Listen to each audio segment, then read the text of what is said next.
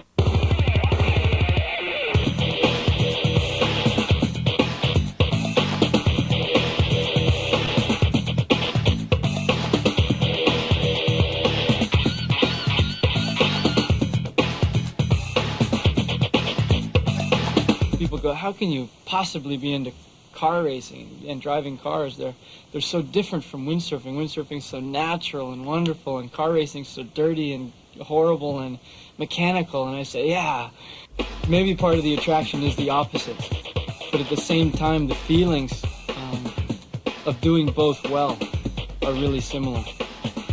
Being one with your equipment, windsurfing, where you don't even have to think about what you're doing. As you're in one move, you're thinking already about the next move. It's a natural flow. And the better I get and the longer I've been doing it, the more the exciting, adrenaline-oriented aspects become more and more exciting.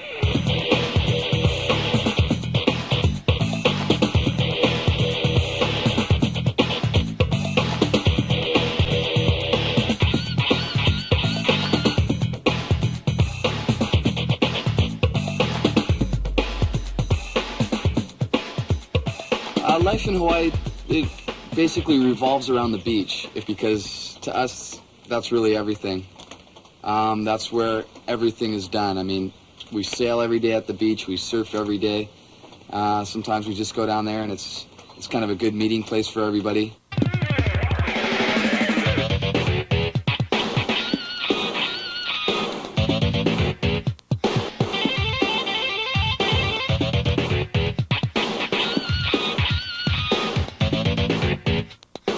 So, you know, it's the kind of lifestyle that lends itself to flexibility, and it's I don't know, I think it's a pretty healthy lifestyle. It kind of keeps your mind going, and it doesn't lock you into a framework like a system of a 9 to 5.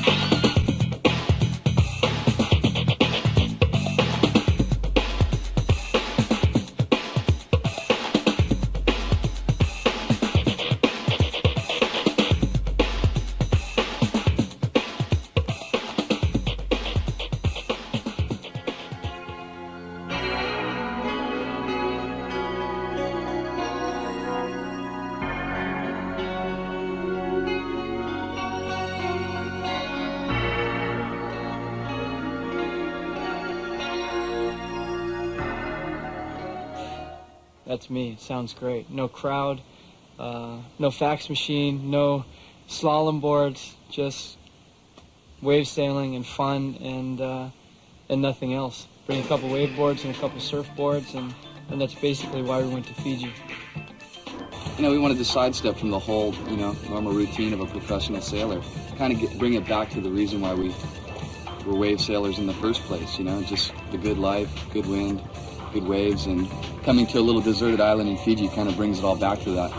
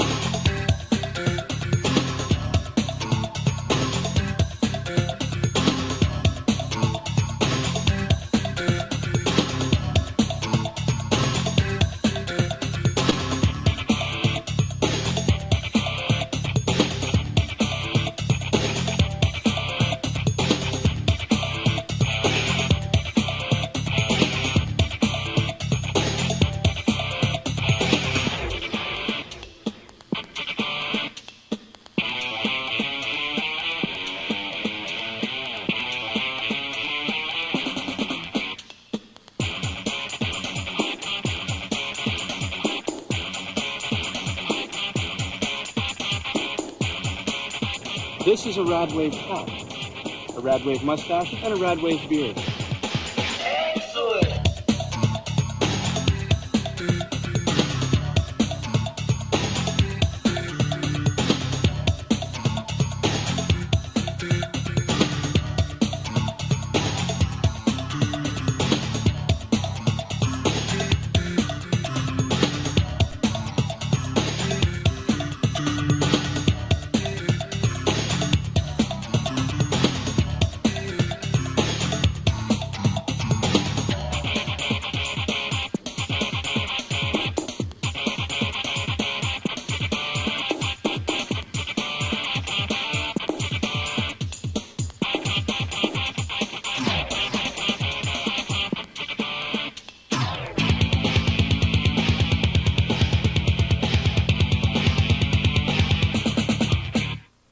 What do you think?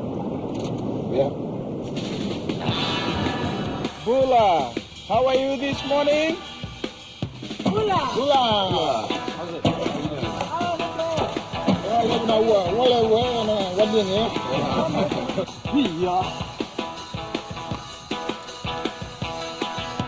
How's the view? See any waves from up there? So if the tree doesn't break, how strong is it? No problem. Uwalevu, Nanamotu. On the reef? Yeah, Nanamotu. Uwalevu, Nanamotu. I thought those two down. Oh, dude, he's got that fish. Big wave, big wave. Uwalevu, from Nanamotu. Today.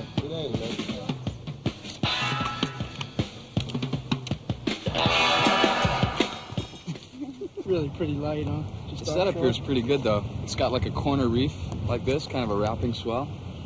And you take off from the outside and you can ride all the way in. You got to kick out just on the inside before you hit the inside Before you rock. hit the dry reef there.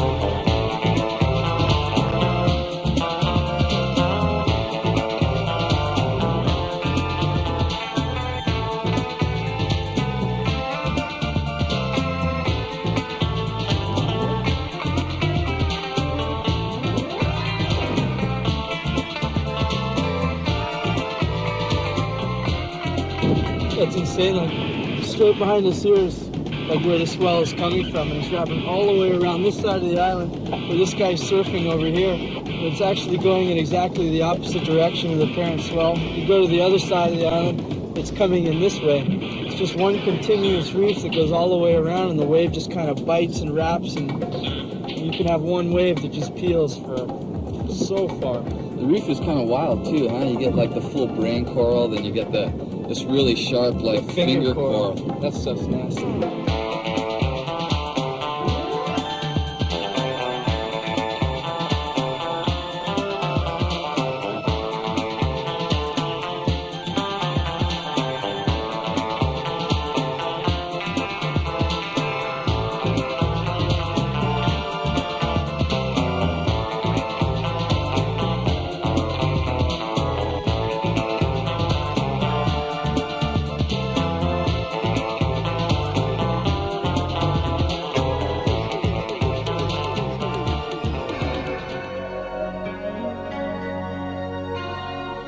I think the wave sailing potential in Fiji is beyond really anything that I've sailed in before. Just the raw, sort of the raw conditions, you know, being as far out in the middle of nowhere as the waves are, the reef being as live and shallow and radical as it is, and the consistency of the surf the majority of the season, and consistency of the trade winds.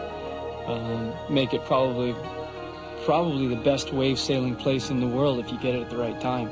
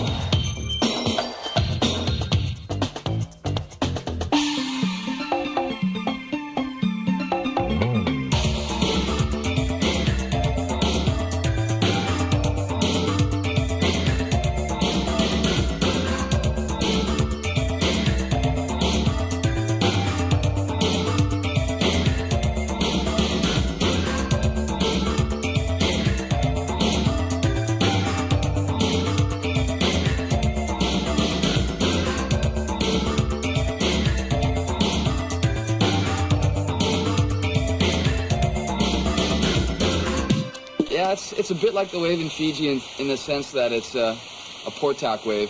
It's front side left. For me, I'm goofy foot, and that's just ideal, you know. You really let your instincts start working for you. You don't have to think about what you want to do as much. I've probably caught 1 million waves front side left surfing, you know, just as a goofy foot. So when I get on my windsurfer and I'm riding a wave, it feels like I don't even have a sail in my hands. And that's one of the joys of diamonding.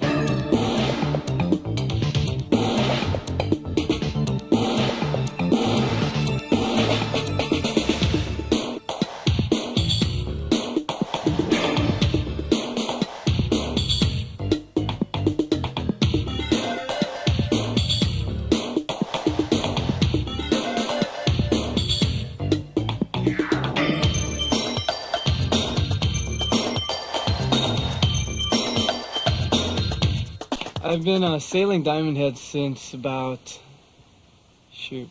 78, since the longboard days. And got really into it through 82, 83, 84, the early wave sailing days when our boards went down to like 7 feet. And Pete was there from the very beginning. He was actually the first guy on Oahu that came over with a 7-foot board. I had gone off to Europe for 2 months, came back, and here Pete was shredding on this little tiny thing, and I just, whoa. And immediately went and made myself a little board. And from then we were just kind of the boys. We'd be there every day. That was back when pros were underworked and overpaid, and we had 4 or 5 events to do a year, and the rest of the time we were home sailing Diamond Head every day.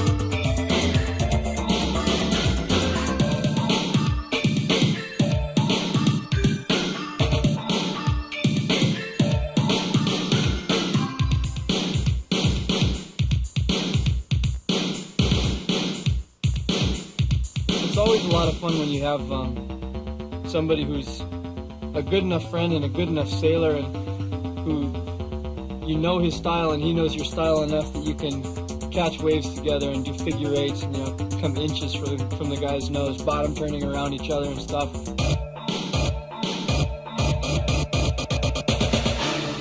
Not many more people that you trust to actually have their nose coming 3 inches from your head on a bottom turn. It's fun.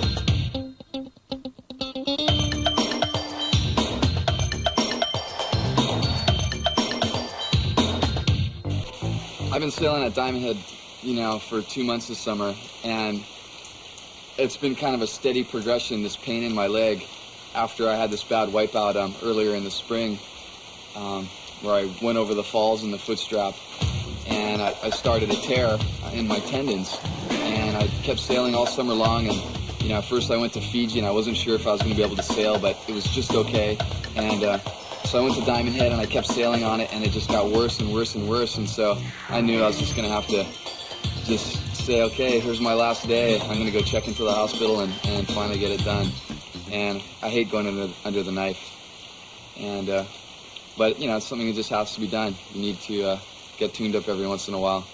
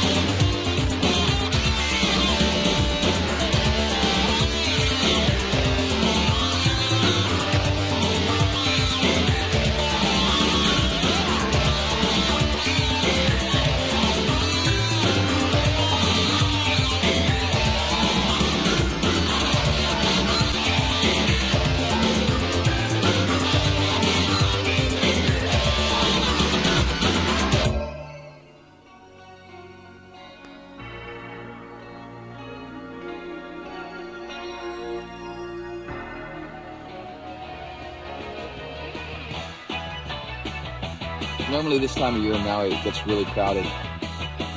You know, the show comes to town and it just gets crazy. You know, out in the water it gets really crowded. There's a lot of people trying to get on the same wave, and at the same time it's pretty spectacular, especially if you're sitting on the beach watching, like I've been lately.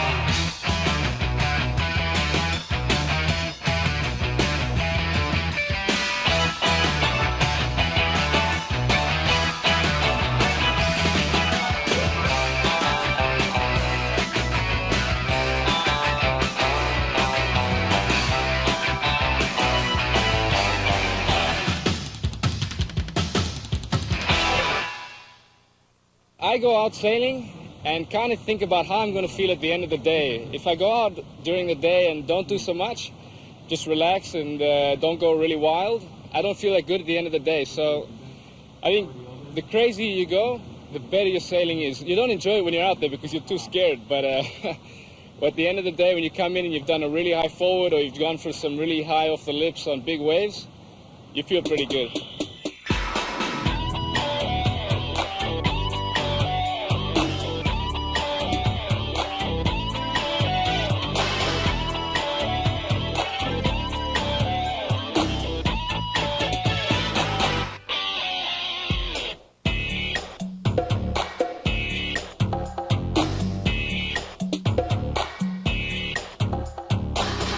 At this point for me, jumping is by far the most fun. I can ride waves all day at home and maybe only get 5 or 6 good jumps if the wind's not that great.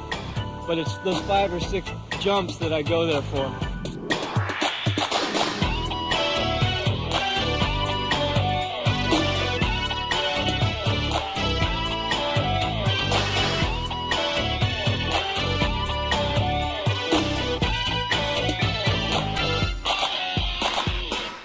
Sometimes you're scared, and when you're scared, you normally hurt yourself. So you try and avoid being scared and just get angry and go for it. And you find the other thing is, the more you go for it, the higher you go, the more radical you go, but also the less chance there is of you hurting yourself. So I think it's not so much anger, but just motivation. You want to go higher than the last time, and higher than the guy next to you too.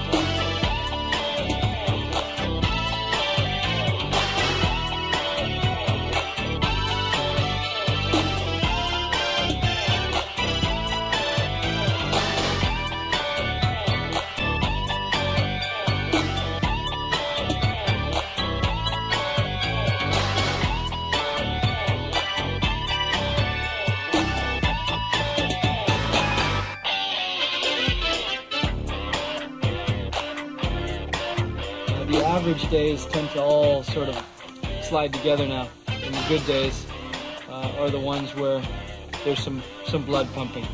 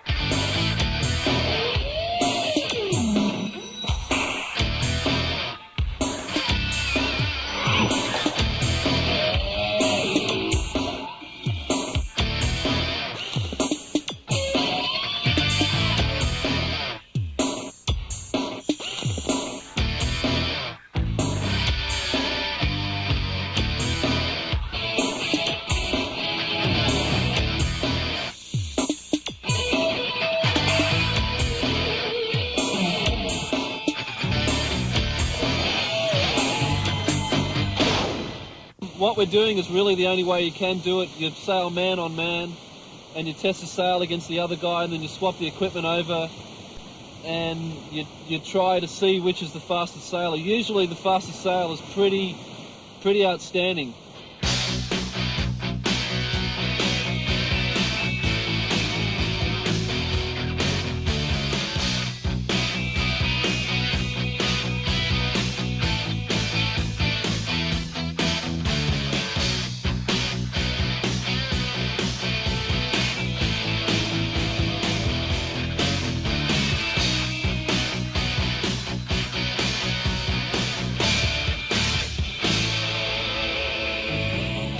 To make it faster. That's the bottom line. It's just creating that feeling of going fast in the sail and having a comfortable feeling. The sail has got to be working with the board, and it's got to be lifting the board at the right angle, and you've got to have the right bottom end when you come out of the jibe, and you've got to have top end control, and all these factors you're trying to get into one sail, and it's real difficult to incorporate everything you really want to do in the sail into one thing.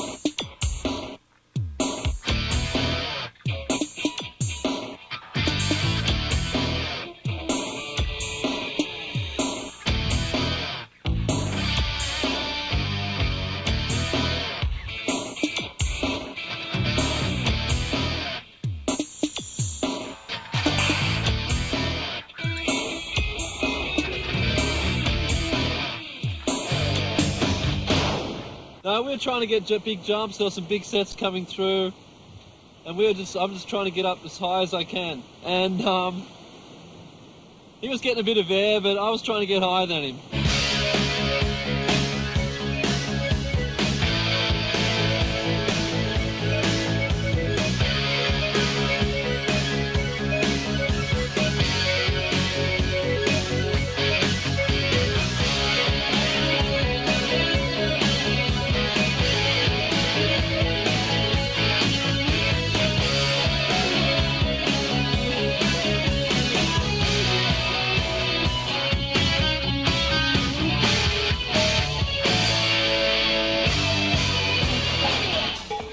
Yeah, you kind of got to don't worry about fear, and generally the guy with the biggest balls is going to go for the highest jumps. Put your brain in the pocket and everything's fine. No worries.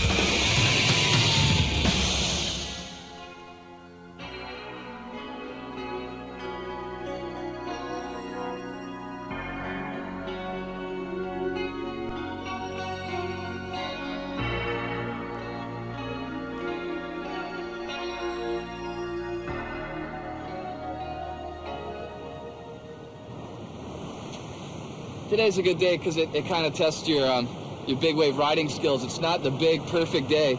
It's kind of the big, ugly, gnarly day. And it's pretty much victory at sea. A lot of the wave riding isn't real precise, like down-the-line wave riding. It's almost more like survival. And we like these kind of days.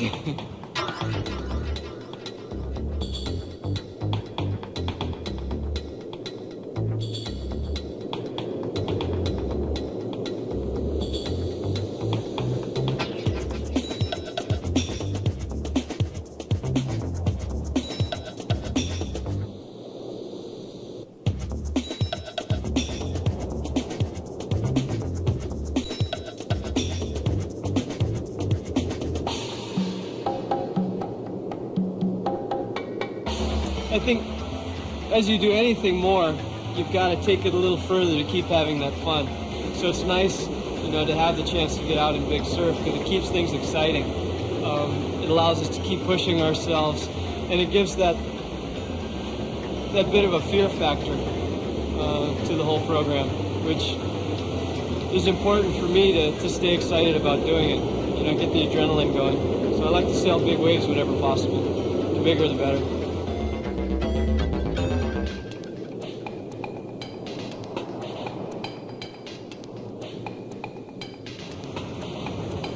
It's a different kind of sailing. I think when you go out there, you're going out there not just to slash the wave and shred like we normally say it.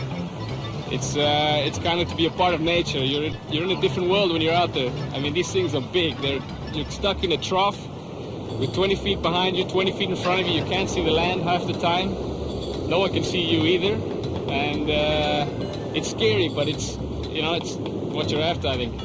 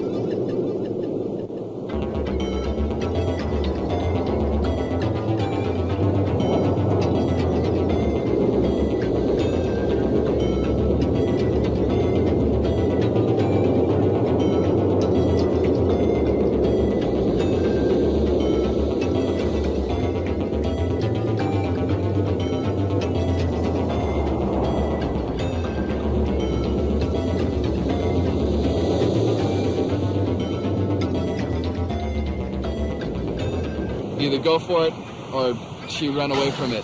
And a lot of times, either way, you'll still get nailed. If you try to run away from it, you won't be going fast enough, the thing will overtake you. Or if you try to make it over it and your timing's off, you'll get to the top and it'll just throw you over the falls. So there's definitely a fear factor out there. I don't think you ever get used to it. You're just driving it and really trying to keep everything in control. So it's a real thinking kind of day. It's not a day where you can just hang it out and cut loose. You really got to use your brain out there today. If you're stupid, it can be dangerous, or if you're just in the wrong place at the wrong time. But that's fun, it's calculated danger. You know what you're getting into before you get out there. As long as you're not stupid, it's pretty safe. But at least you have the option of getting in trouble if you want to.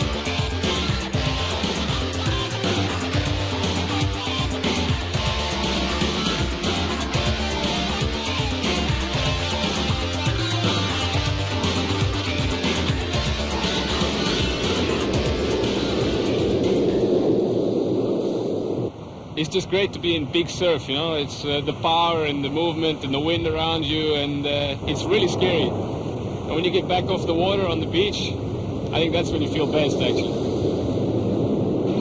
Basically, I just wanted to get out and get as many waves as possible. For sure, when you're out there, it's better. Everything's better when you do it. I'm not one of these guys that likes to come back from the beach and go, hey, God, it was that good. Did you see me? I go out, I sail, I pack up, and I leave. I don't think a big day like today is old hat to anybody. And I tell you, it was something else. My adrenaline level was just hitting 10 on the Richter scale.